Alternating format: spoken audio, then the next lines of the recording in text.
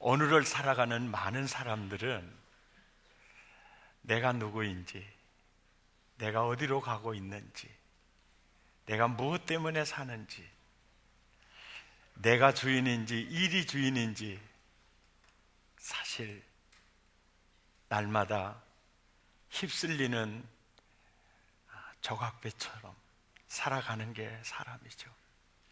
근데 그 사람을 풍자한 재미있는 유머가 있어요. 한 할머니가 김포에서 부산 가는 비행기를 탔습니다. 화장실 가고 싶어서 이제 스튜어디스한테 물어서 이제 화장실 갔어요. 그리고 나오면서 보니까 자기가 앉았던 자리보다 훨씬 더 큰 자리들이 많이 있는데 사람이 안 앉아 있는 거예요. 이야, 왜 이렇게 사람이 안 앉지? 이 좋은 자리? 그 자리에 가서 앉아 있었습니다. 이제 승무원이 와서 그래요. 할머니, 이 자리는 비즈니스 자리라요. 이 자리에 앉으면 안 돼요. 아니, 아무도 안 앉은 자리에 왜 앉으면 안 되냐고 기어이 주저앉아 있는 거예요. 그러니까 또 다른 승무원이 가가지고 할머니 귀에다 대고 뭐라고 하니까 얘기도 끝나기도 전에 할머니가 얼떡 일어나더니 자기 자리로 가는 거예요. 그래서 그 승무원한테 다른 승무원들이 물었어요. 도대체 귀에 대고 뭐라고 했냐고. 이 자리는 제주도 가는 자리라고.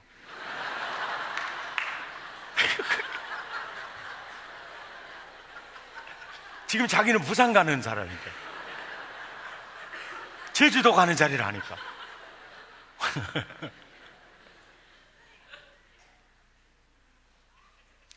이제 김포공항에서 한 아가씨가 내렸습니다. 택시를 탔어요. 한참을 가다가 기사님에게 그래요. 아저씨, 내가 언니 집 가자 그랬어요? 동생 집 가자 그랬어요? 그러니까 기사님 대답이 더 걸작이야. 어디서 타셨지요?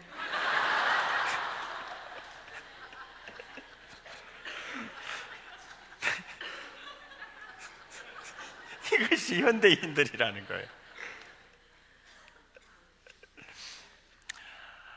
예수님은 누구를 찾아 왜 오셨을까? 예수님은 누구를 찾아 왜 오셨을까? 여러분, 사람들은요, 부담스러운 사람 꺼려하죠.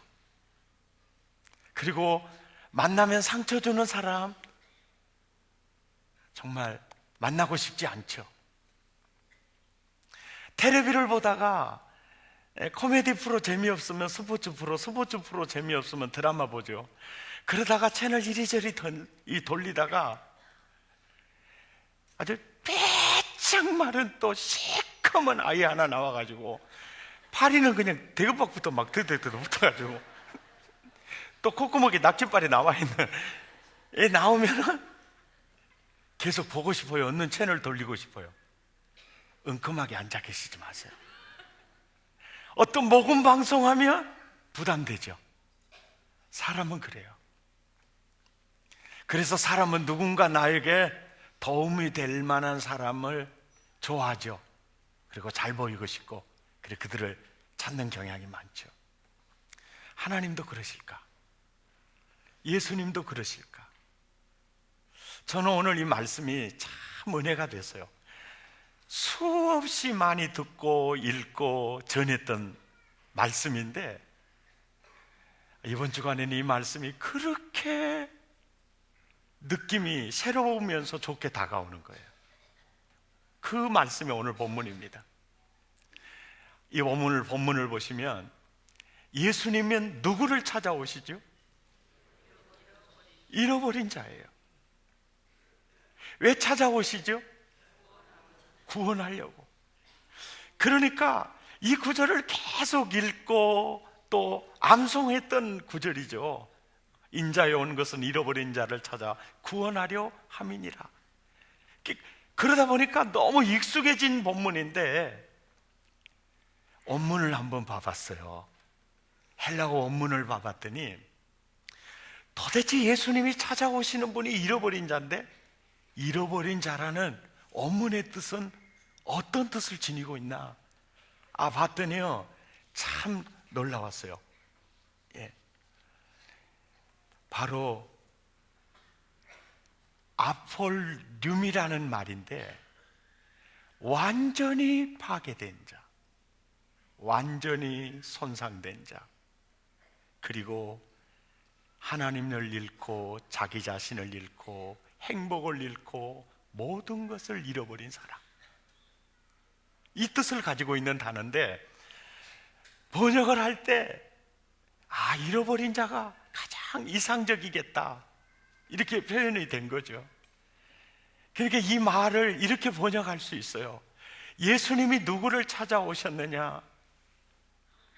완전히 손상되어 파괴된, 완전히 부서져 버린 그 인생을 내가 찾아왔다. 뭐 하려고? 이 구원하려고라는 이 단어가 참 헬라어 읽기도 좋더라고요. 소주. 내가 발음을 잘못했어요. 소조. 동조가 아니고 소조. 이 말은 완전히 파괴되다, 손상되다의 정반대 개념이에요. 파괴된 자를 구출하는, 그 손상된 자를 완전케 하는. 야, 놀라운 말씀이셨어요.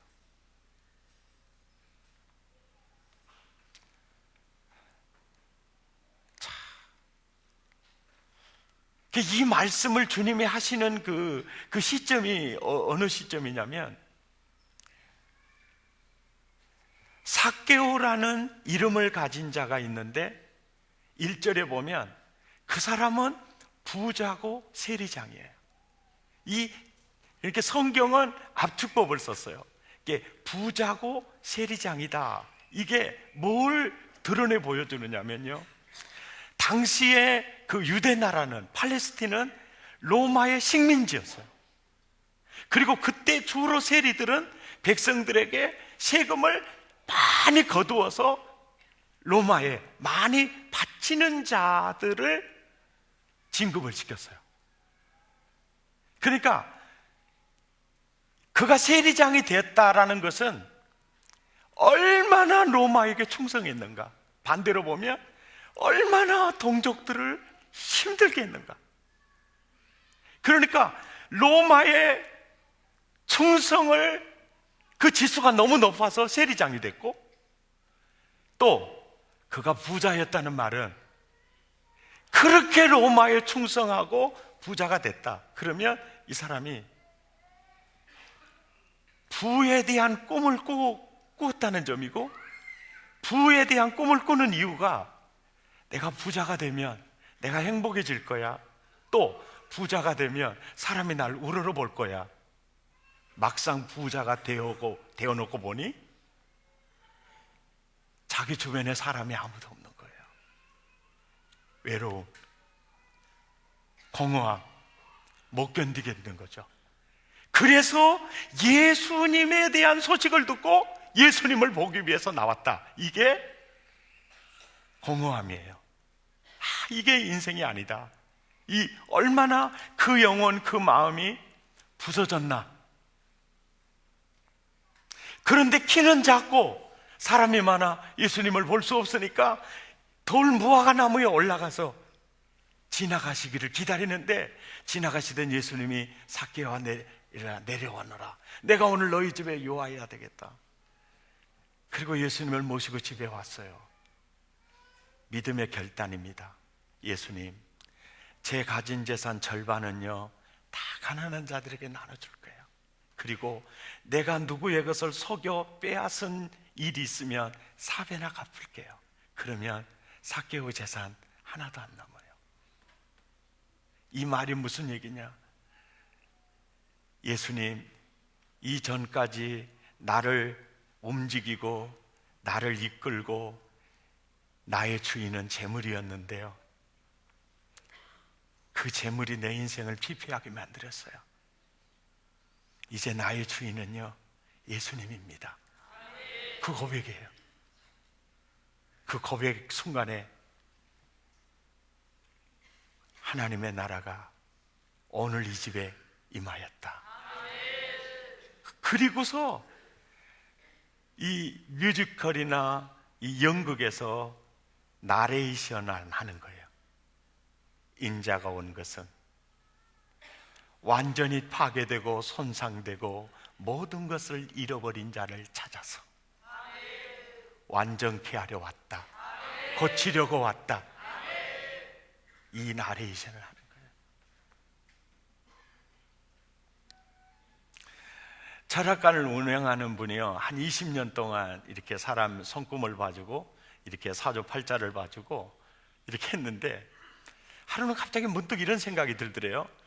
야, 내가 이것을 그 논문 쓰듯이 어떤 데이터를 봐가지고 책을 써놓으면 이거 대박이 터지고 또 손님이 더 많아지겠다. 그래서 이분은 다른 사람하고 달리요, 의사가 환자들의 기록 카드를 기록하듯이 이 자기에게 운수 보러 오는 사람을 전부 이 카드를 작성해 놨어요. 카드를 작성해 놓고 그 카드에 주소 다 있잖아요. 이제 다 찾아보는 거예요. 그런데 이제 아마 이 사람은 죽었을 거야. 이 사람은 객살상이었거든. 그래 가봤더니 자기보다 더 건강하게 살아있는 거예요. 아니, 기록표하고 완전히 다른 거예요. 그리고 또 암흑의실을 찾아가 이 궁합을 봐줬는데 이 궁합은 절대 안 맞아가지고 결혼하면 이거 이혼하게 생길 궁합이었어. 가봤더니 어머나, 그렇게 금실 좋게 살고 있는 거예요. 또 어떤 사람은 적상을 봐줬는데, 적상 아시죠? 적상을 봐줬는데 이 사람은 평생 찢어지게 가난하다라고 했는데, 기록표에 적어져 있는데 가봤더니 너무 잘 산 거예요. 이 사람이 충격을 받은 겁니다. 근데 대부분 그런 사람들의 대문에, 문에 교패가 붙어 있는 거예요. 그래서 이 사람이 예수 믿었다는 거 아닙니까?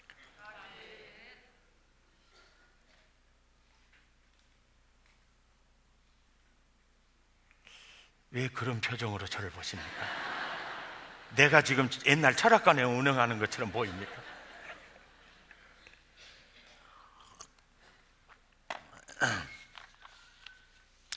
여러분, 지난번에 관상이라는 영화가 이번 추석 때 관상 영화 대단했지 않습니까? 저도 봤어요.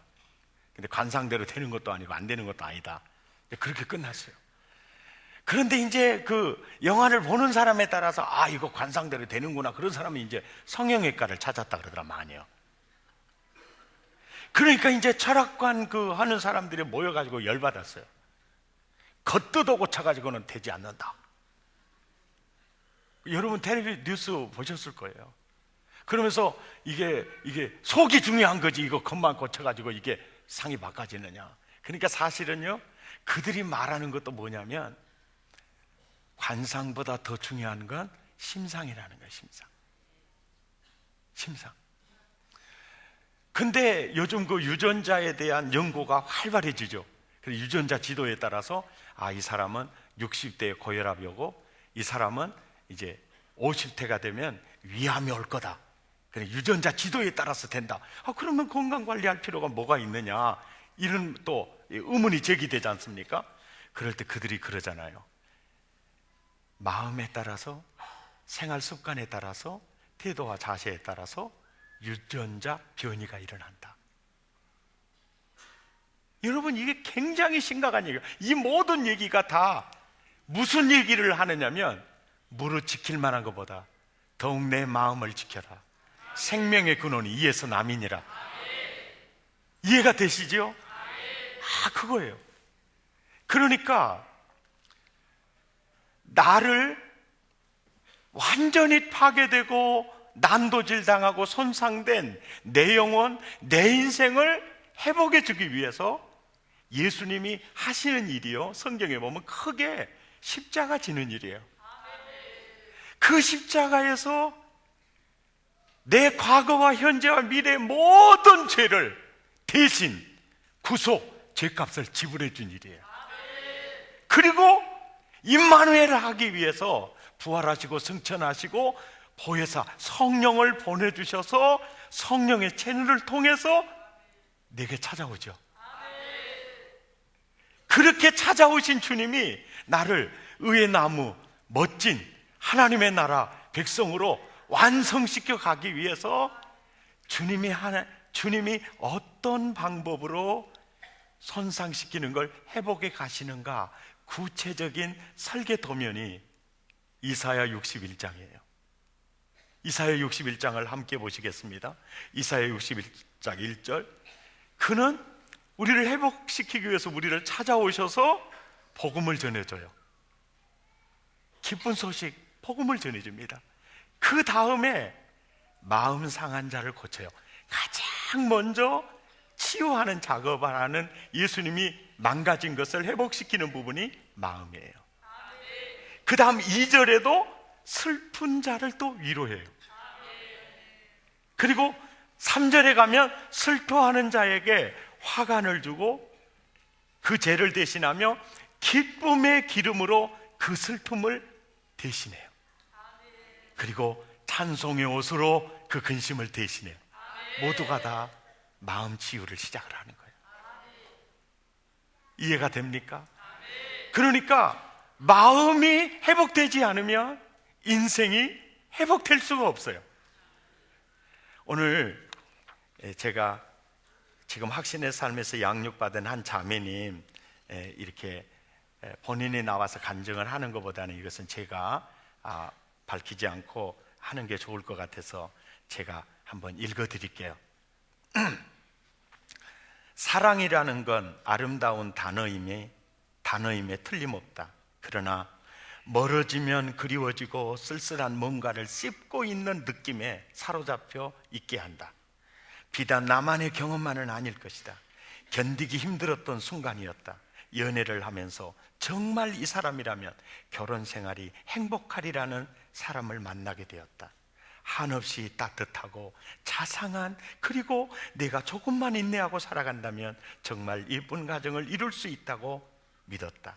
하모간 부모님 아래서 자라온 저는 미래에 태어날 아이들에게 보장할 수 있는 가정을 선물해 주고 싶었다. 그 사람과의 결혼 생활을 꿈꾸며 일터에서도 악착같이 일했었다. 스트레스를 많이 받는 직업, 몇 달 만에 그만두는 직원들도 있었지만 저는 이거 아니면 안 된다는 생각으로 미래를 함께 꿈꾸는 그 사람을 위해, 나를 위해 열심히 살았다. 서로 사랑하고 믿음을 함께 했던 시간은 그때 당시 하나님의 존재를 믿지 않았던 나로서는 아무것도 부러울 것이 없었다.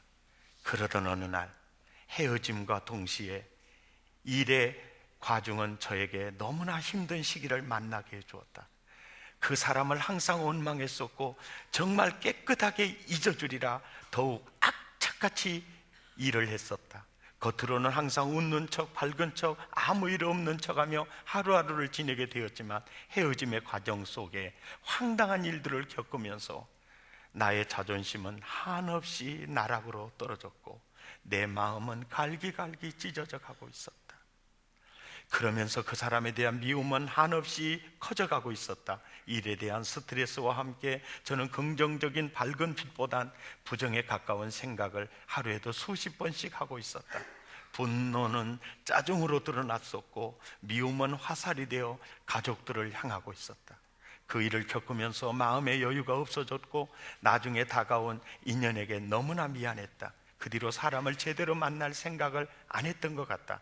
마음속엔 원망으로 가득 차 있어서 다른 사람의 자리가 없다며 항상 마음속으로 얘기하고 있었고 다가오려는 사람을 밀어내기 일쑤였다.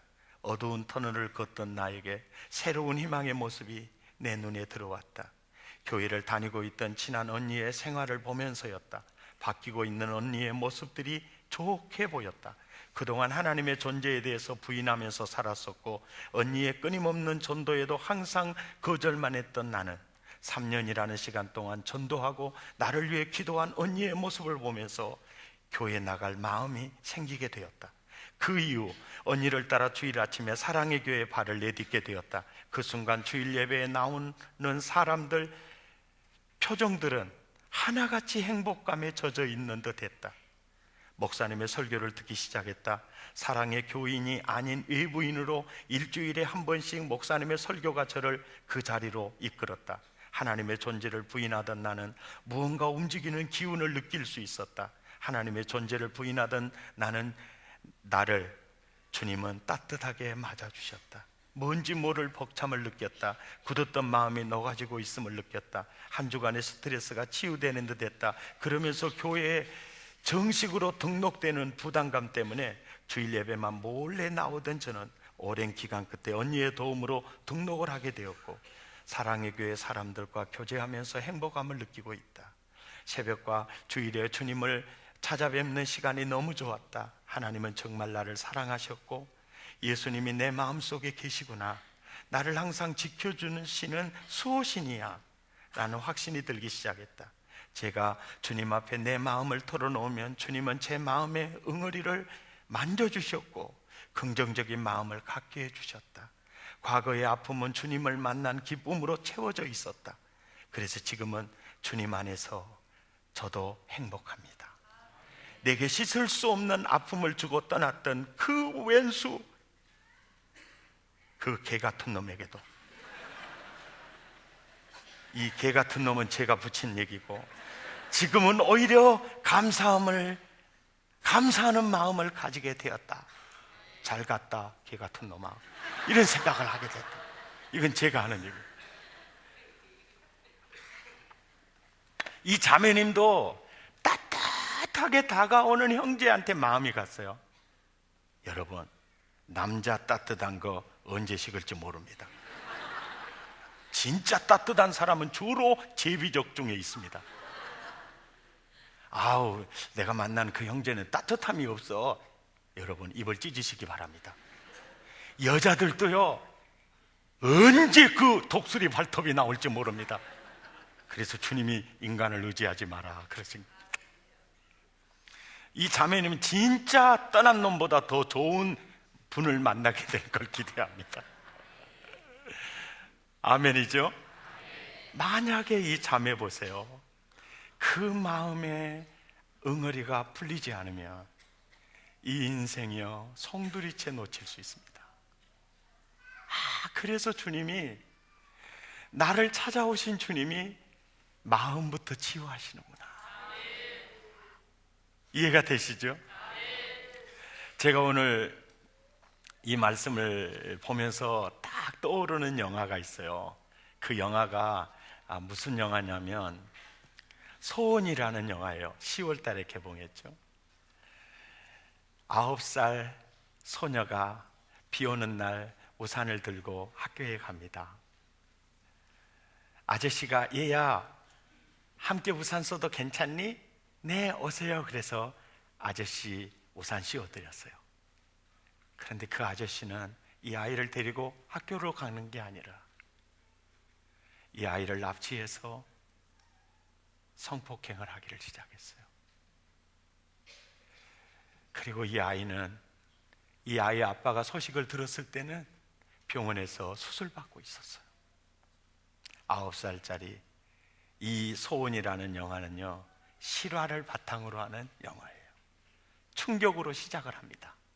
그리고 끝날 때는 희망으로 끝나게 돼요. 이 영화를 보면 육체만 망가진 게 아니에요. 마음까지 다 망가졌어요. 공포와 두려움 속에서요, 사람을 만나기를 너무너무 싫어하는 거예요. 이 아이를 고치기 위해서 애쓰는 아빠와 엄마의 그 감동스러운 면을 다루는 영화거든요. 이제 그걸 보면서 뭘 느끼느냐? 사탄과 죄에 파괴되고 손상된 내 자신을 보는 거예요. 그리고 이런 나를 찾아오셔서 나를 완전하게 회복시켜 가시는 그 아빠 엄마의 모습에서 예수님의 모습을 보는 거예요.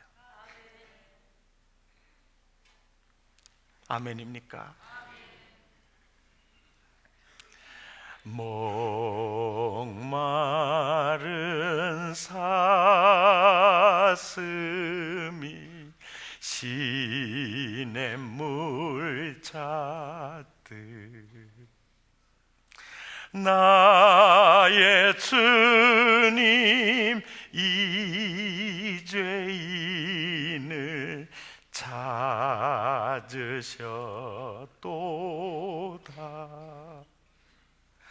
나를 위해 생명 바친 목자 예수고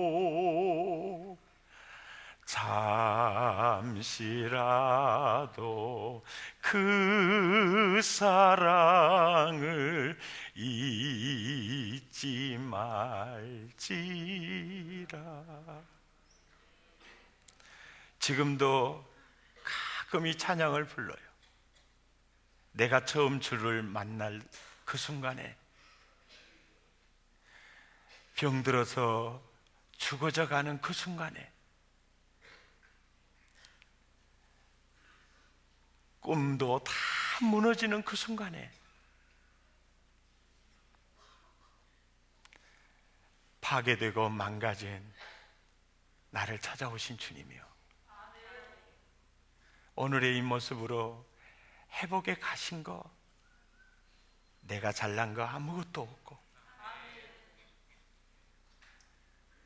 오직 100% 주님의 손길에 의해서 내가 됐다는 이 사실을 잠시라도 잊지 말지라, 그 생각이 돼요. 여러분, 많은 사람들이 기독교를 배타적이라고 그래요. 왜 꼭 예수만 믿어야 되냐고 그래요. 기억하십시오. 저 하늘에 해가 둘일 수 없습니다. 한 나라에 두 왕이 존재할 수 없고 우주의 주인은 둘이 될 수 없습니다. 십자가의 도 외에 나의 구원의 길이 없습니다. 내가 만난 예수님은 진리였습니다. 오늘 간증하셨던 우리 자매님, 또 제가 설교 중에 만났던 이분들, 이 얘기가 사실은 우리 모두의 얘기입니다. 오늘 누군가에 초대받아서 이 자리에 나온 여러분, 찬양하면서 기도하시면서 내가 수술 받기 위해서 수술대 위에 의사에게 내 몸을 맡기듯이요, 여러분을 완전히 회복시키기 위해서 오신 그 예수님에게 여러분의 인생을 올려놔 보십시오. 치유와 회복이 시작될 것입니다. 하나님의 나라 누리게 될 겁니다. 우리 찬양하겠습니다. 멀고 험한 이 세상길, 소망 없는 나그네 길, 방황하고 헤매이며 정처 없이 살아왔네. 의지할 것 없는 이 몸 위로받고 살고 파서 세상 유혹 따라가다 모든 것을 다 잃었네. 멀고 험한 이 세상 길, 소망 없는 나그네 길, 방황하고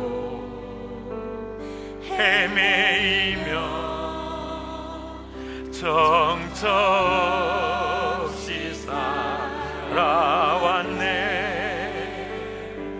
의지할 것 없는 이 몸 위로받고 살고 가서 세상 따라가다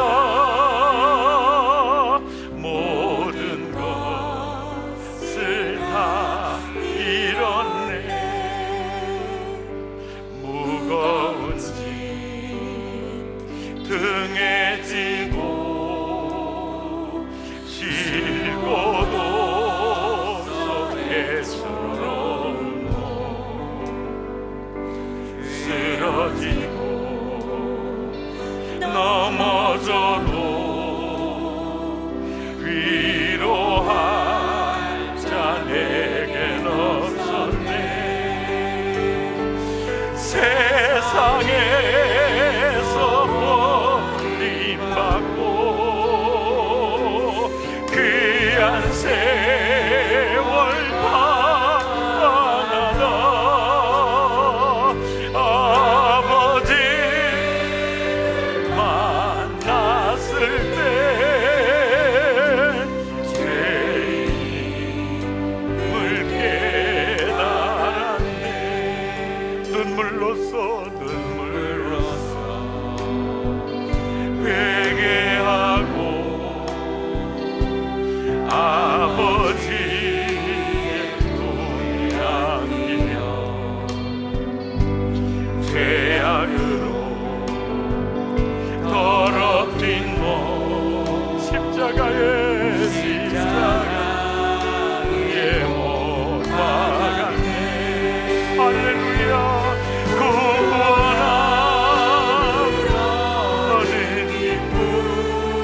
세상에서 제일이라 영광의 길 영광에 돌아가신 내 주 예수 찬양하네. 우리 다 같이 머리 조아리시고 우리 결단의 기도 드리겠습니다. 오늘 누군가의 초대받아 처음으로 이 자리에 와 계신 여러분을 위해서 주님은 오늘 또 이 말씀을 하시고 계신 것입니다. 내가 만난 주님은 인자에 온 것은 완전히 파괴되고 손상되고 잃어버린 자를 찾아 그를 완전히 회복시키려고 왔다. 이 기록된 말씀이 내 인생이 되었어요. 이것이 예수님을 만난 모든 자의 고백일 것입니다. 수술받을 환자가 수술대 위에 내 인생을 올려놓듯이 예수님의 따뜻한 그 손에 얹어놓으시기를 바랍니다. 그분이 치료하실 것입니다. 싸매실 것입니다. 회복하실 것입니다. 오늘 처음 나와서 기도가 뭔지 몰라도 하나님, 이제 내 인생을 당신의 품에 안기기를 원합니다. 나를 안아주십시오. 나를 회복시켜 주십시오. 일으켜 주십시오. 기도해 보시기 바랍니다. 우리 다 같이 마음을 토하고 입술을 열어 기도하겠습니다. 고마우신 하나님,